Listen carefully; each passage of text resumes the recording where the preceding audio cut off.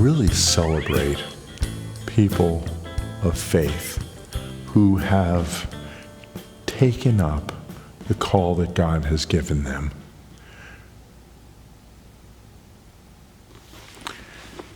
One of the advantages of getting to know people who have walked with the Lord, men and women of faith who have decades behind them, is you get to see who they are, how they love, how they have used their areas of knowledge, their areas of influence, their areas of understanding.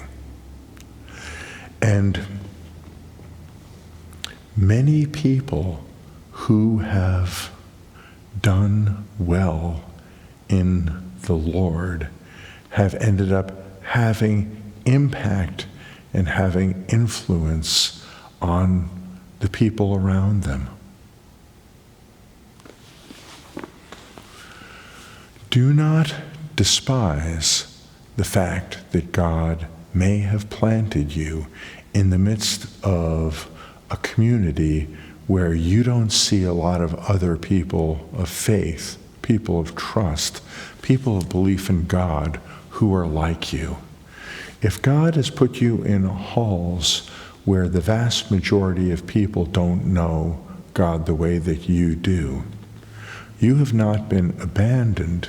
You have not been put in a bad place, but you have been promoted. You have been lifted up. You have been made to be a laser light in an area of darkness.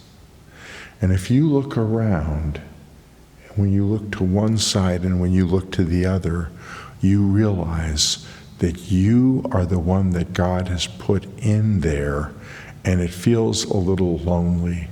It's time to understand that this is your mission field.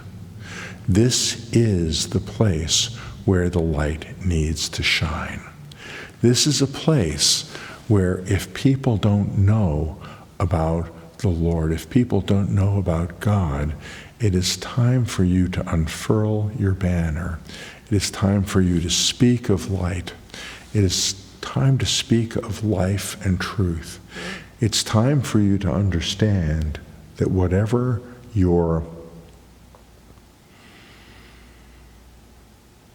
understanding of the world, whatever your area of expertise, whatever the skill set that you bring to what you are doing and what people are willing to pay you for, this exists because God has put you in a dark place where the King of Kings, the Lord of Lords, the God of the entire universe wants the light to shine more and more brightly. I have a sister who many years ago we moved from one community to another, and in the new community that we moved into, for me it was a very difficult move, and God ended up using it, and I ended up being okay because of it, but it wasn't a move that I particularly appreciated. But my younger sister ended up entering into a school where there was a group of friends that she made. And the group of friends that she made, she found one other person who believed in Messiah the way she did. And 8 years later, she and her believing friend had taken a group of, I want to say 10, 12 girls, and by the time they were in college, in the end, there was only one girl out of this group of 10 or 12 girls who did not confess faith in Messiah, and all the rest had gone through spiritual transformation and spiritual renewal. Now, it would have been very easy for my parents to have looked at my sister's friends and said, oh, these are not young ladies who will support our daughter's faith in the Lord. But However, it worked out, and I wasn't paying much attention at that point in time, and I only became impressed with the story many years later. Over an 8-year period of time, my sister ended up seeing transformation and change in the lives of those who got to know her closely and in whose lives she allowed the light of the Lord to grow, develop, and change.